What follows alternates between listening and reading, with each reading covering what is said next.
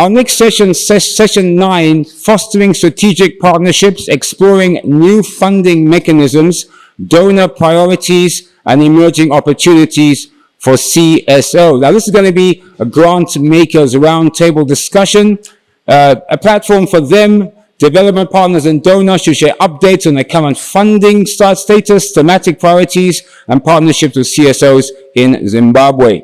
So without further ado, I'll be moderating the session this afternoon. Without further ado, please join me in welcoming the following discussants. Our first discussant is from the EU delegation to Zimbabwe, Vile Aro. Please give him a big round of applause.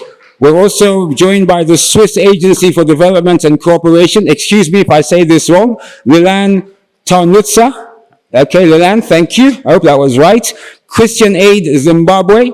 Pepukai Muchazondida Zvinuai. Pepukai, thank you. Please, round of applause as they come up, please. And COSPE, I think that's right. Dr. Robert Nyakua. Robert, where are you, sir? Please come up. And for last but not least, Oak Foundation, Merciful Machue. Merciful, please come up.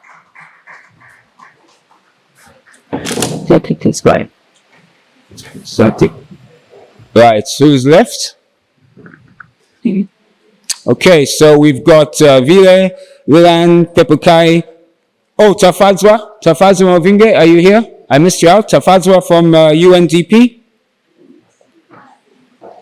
I think she may be that side. Okay, we just call her. Okay, so she's coming to join us. Right, ladies and gentlemen, and discussants, thank you so much for your time.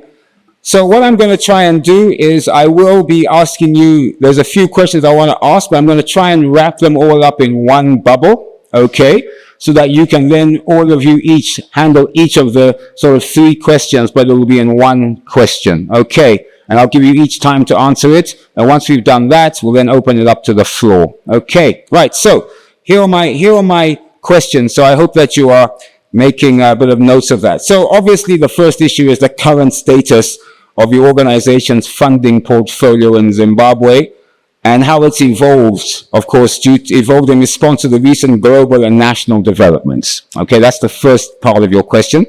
Second part is opportunities. What opportunities currently exist for collaboration with, and what capacities do you value most in prospective partners? Okay?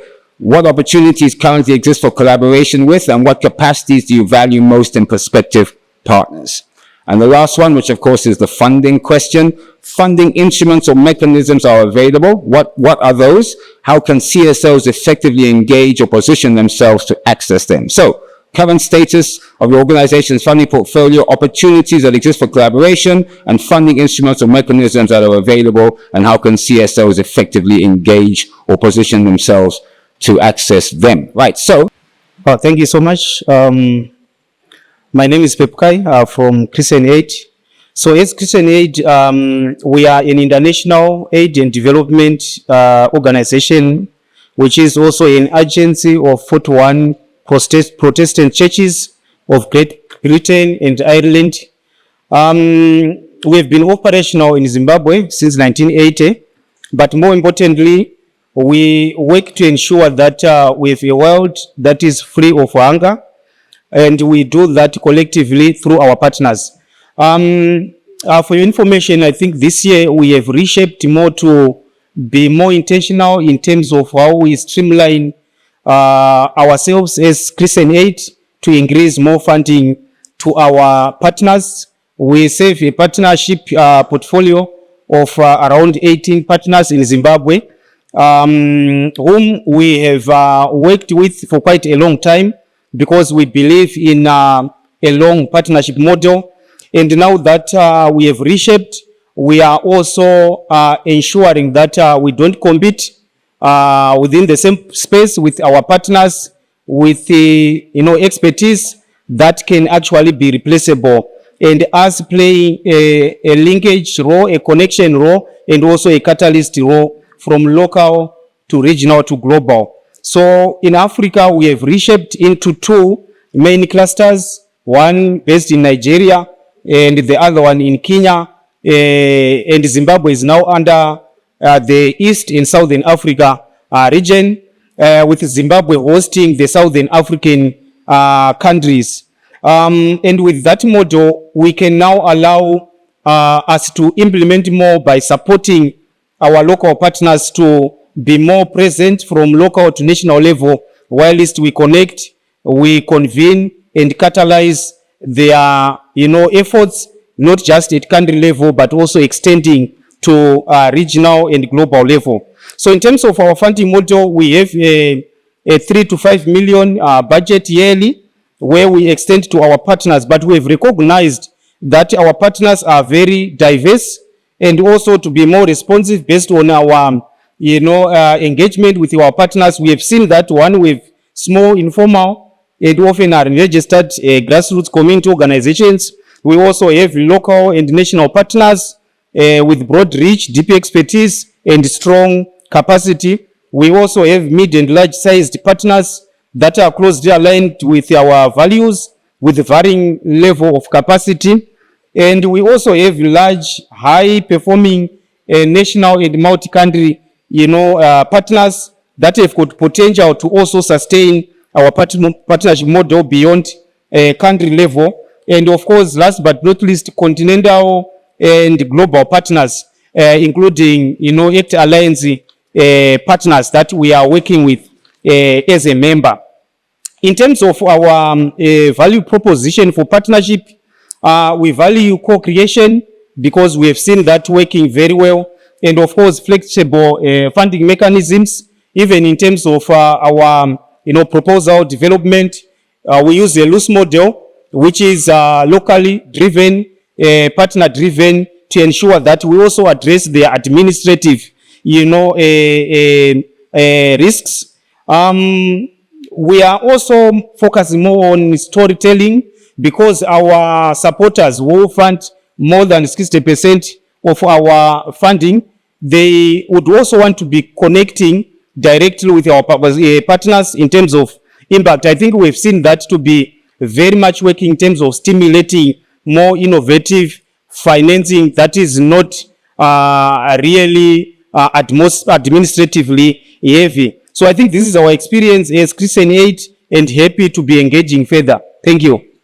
Pepe, thank you so much. Thank you. Can you turn off your microphone, Pepe? Sorry? Thank you. Swiss Agency for Development Cooperation, Lelaine. Hope I said that right. Anyway, over to you. Thank you. Hi, everyone. So the Swiss Agency for Development and Cooperation, we're part of the Swiss Federal Ministry of Foreign Affairs, and thus we're also affected by some of the global developments on ODA spending.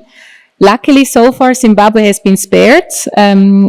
From this country office, we manage still 2 countries, which is Zambia and Zimbabwe. Contrary to Zimbabwe, we have decided to our HQ, our parliament has decided to phase out from Zambia by end of 28. Lucky for Zimbabwe, no cuts have been administered to Zimbabwe so far, so we still maintain a budget of roughly 20 million. Also thanks to the strong Swiss francs. We don't know how this will develop, but we're still there. And maybe let me just say something about localization agenda, because we have had this interesting discussion in the morning, and it's definitely something that my ministry also subscribes to globally. It has started more on the humanitarian side of things, but I think development is slowly catching up, also recognizing that funding modalities could improve to strengthen also the leading role of local organizations, regardless of the type of intervention. So it's something that we aim to increase, not just having local organizations as sub-grantees of a bigger setup with international organizations, UN, but we hope to in the future be able to more closely and more directly work with local partners. Also promote more equal partnerships. I think this has been a challenge in the past, that maybe local organizations were not so much able to recover indirect costs or claim overheads as the direct contracting partner of SDC. So this is something that we try to look into. I think the challenge for an agency like ours, with the relatively limited human resources, is that we're not able to manage many small partners. So we need to find ways of how can we work direct with local partners whose absorption capacities is, of course, smaller than your UN agency's absorption capacity. We are therefore thinking about establishing a CSO grant facility that would be managed externally, but that would work through different call for proposals across across our thematic portfolios of our current cooperation program, that would then be exclusively open to local organizations. Because also, I mean, we've come to realize we sometimes publish open tenders. This is then according to our procurement law, which is fairly heavy. It requires a lot of documentation. It requires a lot of proof or a lot of standing in terms of organizational structure, which oftentimes is not there for local organizations, simply because the structures are different, and then we disadvantage local organizations for actually being a equal competitor. So this is something that we try to do in the future. And I think, I mean, why localization for us? I think it's not just because we have less money, and oftentimes we might think that maybe local organizations, they're better value for money, but it's mainly because, I mean, development should be driven locally, right? And as an agency with a large portfolio around the globe, I think it's our local partners that eventually will be able to deliver for local communities. So I think it's the conversation that we're definitely interested to continuing with us, and please hold me to account. Hopefully by the end of 26, this instrument will be established. If not, please, please shout. Please, a big round of applause, Lorraine. Thank you so much. And again, all of our panelists are around tonight, so I'm sure, apart from we do have an open session, a plenary session, but they're also there to find out more information about what type of mechanisms, funding mechanism, the amount of money, how you can access it through their, of course, their own regulations. Right. We now go to representative from the EU delegation to Zimbabwe. Vile. Thank you. Good afternoon. Afternoon. So let's start with the good news. The EU is staying in Zimbabwe, but we are also in a transition period at the EU. So I'll start from the top. Basically, we are at the tail end of the multi-annual cycle in the EU now. So we can already see the new multi-annual cycle starting. It's going to start in 28, but that's going to be coming quicker, very quickly. During this multi-annual cycle, we have seen funding already reducing from approximately, I would say, on the bilateral side, 20 million euro a year. It has gone down maybe by 50% in the last 2-3 years now. So that's obviously part of the global trends, which you all know. There is a lot of other priorities at the moment. That, of course, pretends the risk of there being less funding for CSOs in Zimbabwe as well. But at the same time, I think, the new multi-annual cycle will bring some opportunities as well. So hopefully we will get a little bit more flexible funding mechanisms. And even if maybe country funding may be reducing, we will have other windows such as regional funding windows, etc. So behind all of this is really the changing politics, and that's also happening in Europe. And governments in Europe are demanding a more, I would say, private sector focused cooperation. So you may have heard about the Global Gateway, which is the EU's infrastructure and connectivity strategy. That is unfortunately a bit problematic in Zimbabwe due to the debt situation, the public debt arrears. So we cannot fully engage under that infrastructure strategy here, as we cannot lend to the sovereign in Zimbabwe.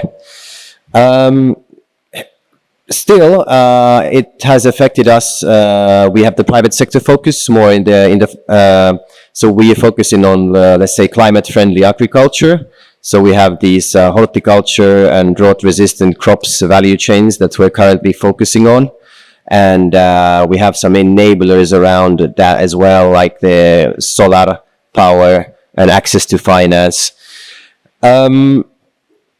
So while on the governance side, we will continue to engage under the arrears clearance and debt resolution dialogue in particular. The private sector focus somehow steers us towards a little bit different approaches under the governance. So we're going to be looking in the next 5 years, I would say broadly, we're going to be quite heavily investing in the governance side of things, in the local authority support. And that also includes civil society, but on the local level and in the devolution agenda. That's obviously because these economic agricultural projects, they are in the rural areas. And so we'll be working around there. We call it the 360-degree approach, where our governance intervention should be wrapped around the private sector interventions that we are engaged with. Of course, we expect the thematic funding, such as the civil society funding, human rights and democracy funding, to continue. But going back to the beginning of my intervention, as we have the new multi-annual strategy coming, we do not know exactly how much of an emphasis and priority they will be. We hope, people like me, technical people working with civil society, we hope that it will still continue to be a big priority. But we have to wait as the negotiations play out in the coming year or so. As to opportunities that are kind of imminent, we do expect, I think the PVO Act has slightly delayed us, but as you know, we have to see, for things to settle a bit. But we do expect to launch some calls. So one call that we are expecting to launch very soon, I hope in the very beginning of next year, would be precisely as I said, looking at the call for proposal for civil society organizations for working around the demand side of the local governance agenda, as I already said. Also there will be some access to justice elements and transparency and accountability elements. So that is a call of, I believe, €6 million. We're launching very soon. Around the same time, we have another call on gender. I believe the international gender commitment, the monitoring of Zimbabwe's international gender commitments. That I think includes the GBV side and also the economic empowerment side. But there's a smaller call, I believe it's around €2 million launched on the gender agenda. Then just to wrap up and finish, this double shrinkage. So the civic spaces are shrinking all across the world, and official development funds are also shrinking all across the world. That I think really requires, I think here in Zim it was particularly important, that shrinkage, because of the USAID, heavy reliance on the USAID and the PVO Act having been enacted as well. So somehow we feel it here really this year. But I think it really will require like a mind set shift. So I think the own resources will really become more important. They will be key. People have talked about autonomy. But really you will need some, it doesn't mean 100%, but I think you will need a certain portion of own resources to be credible, to be autonomous. And, funding begets funding. I think donors in the future will be looking at that more, and they'd be more willing to fund organizations that are already sustainable. Plus, it's also ensured, we talked about accountability, and people say, there's the accountability towards the donors rather than the communities or the constituency. I think if you have the sustainability in order, you will also be more accountable to your communities. Thank you. I'll stop there. Great, thank you. Please a round of applause to Vile. Right, I hope I said it. COSPE, is that right, Dr. Roberts? Roberts, I hand over to you. Yes, yeah. Good afternoon, everyone. I'm Robert Nyakua from COSPE. Yes, Mr. Into it more. Okay. Yeah. What? So COSPE started operating in Zimbabwe in 2019. It is an Italian organization.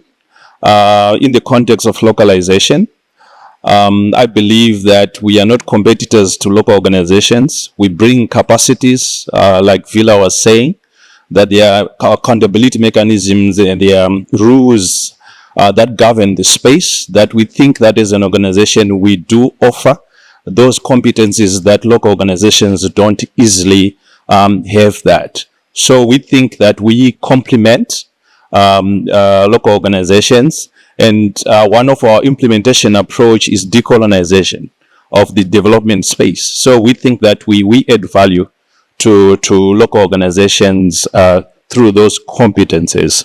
So let me go on to the current status of the organization. So we are implementing a project funded by the European Union.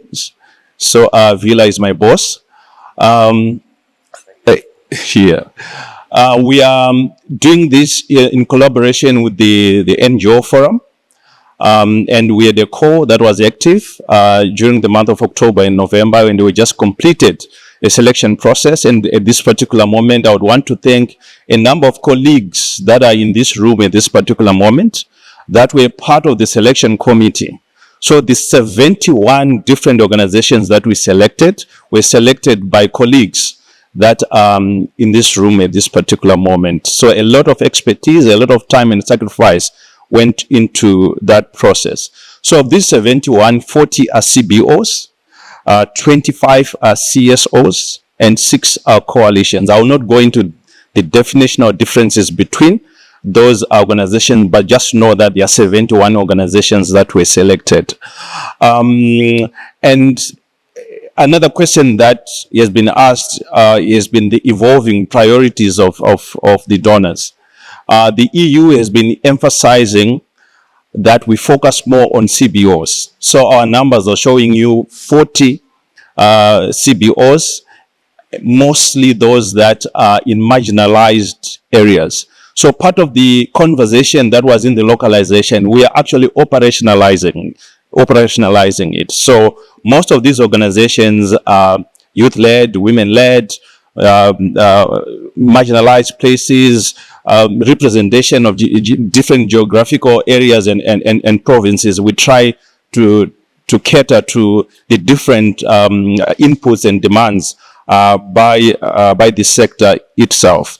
What are the opportunities? In fact, before I go to the opportunities, in the course of 2026, we will be issuing out grants that the EU calls FSTP, financial support to third parties, and we've got a total budget of 1.1 million euros that will be will sub-grant to some of those 71 organizations. A colleague in this room asked the question, what comes first, capacity or resources? So in this program, we've chosen to start with the capacity, then we go to resources. So for most part of next year, we'll be doing some capacity development, and after that, then we usher in the financial support to third parties, which are the grants. What opportunities? We are going to be reaching out to the sector. We really want people that are consultants. We've had presentations of people that placed in different spaces that we would want to interact with several of the CSOs in your capacity gaps. So we are going to be reaching out, advertising for capacity opportunity, consultants opportunities for you to be involved in the processes. Those organizations that are doing well, we've got peer learning opportunities as well. We want the upcoming organization to also learn to those from those that are established. So we've got peer learning opportunities, and we are open to discuss with any organization that is willing to engage with us and collaborate with us in this journey. So I'll stop here and thank you. Great, thank you very much indeed, Dr. Robert Nyakua from COSPE.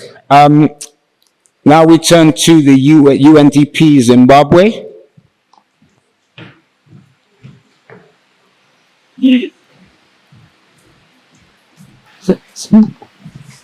And of course, I'm talking about Tafadzwa Muvingi. Thank you very much. And once again, good afternoon, distinguished delegates. Apologies for joining the panel a bit late. Okay, so in terms of UNDP, perhaps just to start by indicating that we are part of the resident agencies in the country and are part of the broader United Nations country team in Zimbabwe. But I'll localize my presentation only to UNDP, although we do have a bigger framework for the United Nations family in Zimbabwe. Yes, so we are a development agency enabled by our mandate, particularly very much focusing on work on sustainable development. Our funding is sourced through core funds that are funds that member states contribute to the UN, and also non-core funds, which are funds that we also mobilize from different sources.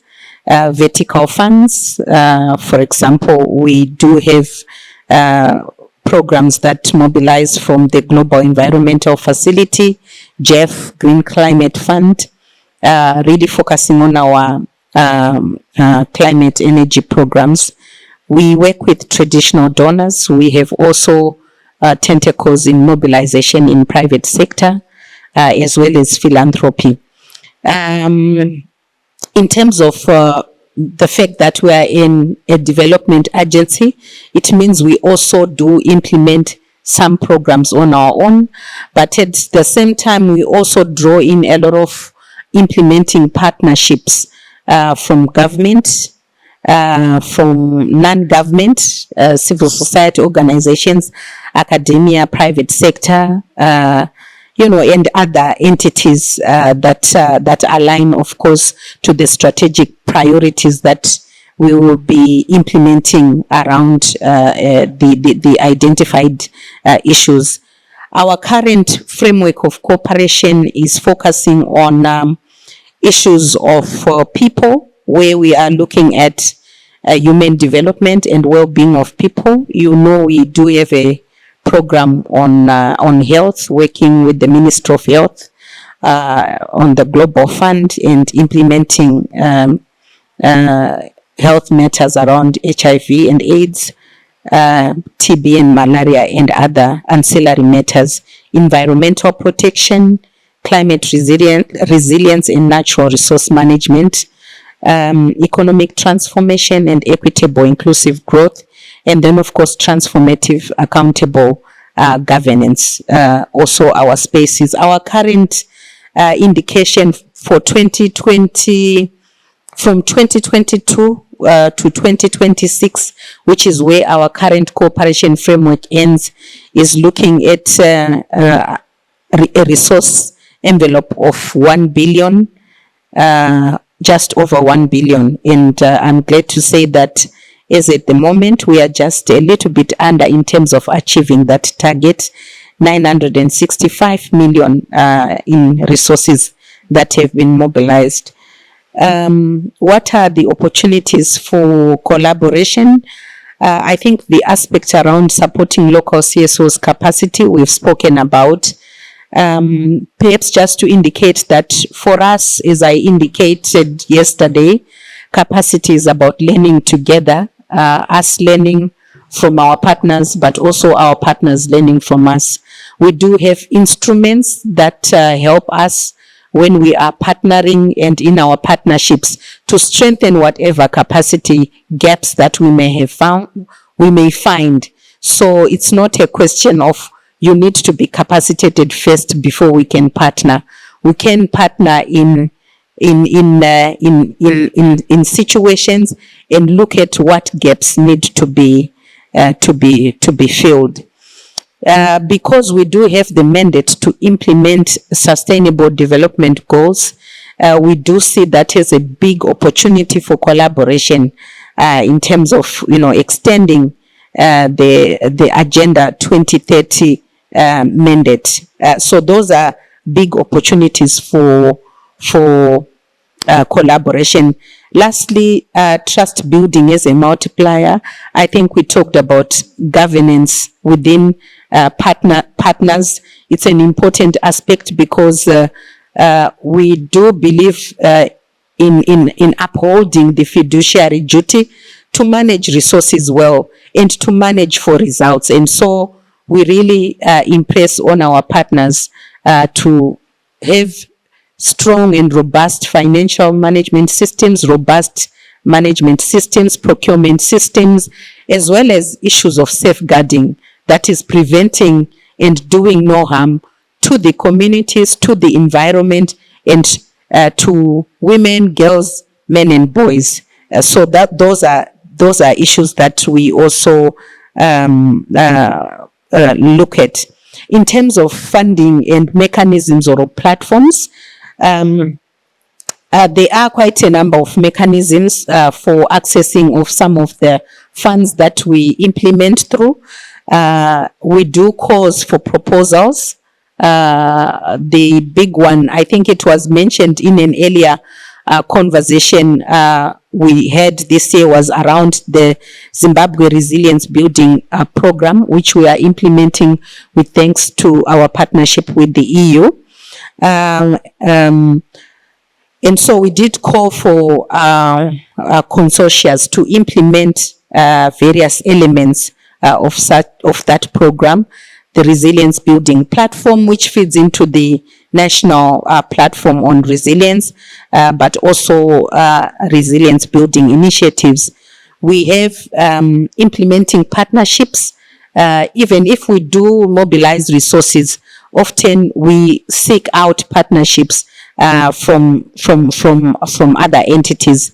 We also build partnerships around community mobilization. So we don't just value partnership in the sense of exchange of money, but as I indicate, sometimes in the exchange of capacities and abilities and access. So for example, we've worked very well with OPDs in terms of mobilization of persons with disabilities for key policy processes like the national budget. I'm happy to say we've worked with other entities like FODPs, like NASCO, to mobilize persons with disabilities to participate in those processes and have their voices heard. So our partnerships go beyond money to look at what other things can we mobilize together. We do also partner in technical expertise. For example, we are starting a process of the development of a national plan of action on business and human rights. And we are mobilizing CSO partnerships in terms of, the capacities around that. I'm not sure whether Zelo is in the house, but we are working with some of those partners for that. So just to conclude, I see you are looking at me and smiling and like she's going on and on. It's important, of course, in terms of CSO positioning to invest in proven community reach and impact, invest in credible community generated data and evidence. We've been speaking about these issues. I'm not going to really go into that. Engage in multi-stakeholder platforms. There are platforms even at local levels that are important for accessing and reaching. And then finally, I think there are new opportunities that are in the horizon, partnering around new financing models. I raised a bit of it in the presentation from the resident coordinator's remarks. Domestic resource mobilization. We are thinking about that very seriously, and we would want really to partner and see, think about the nuts and bolts, because sometimes when we talk about it sitting here, it's so much an abstract concept.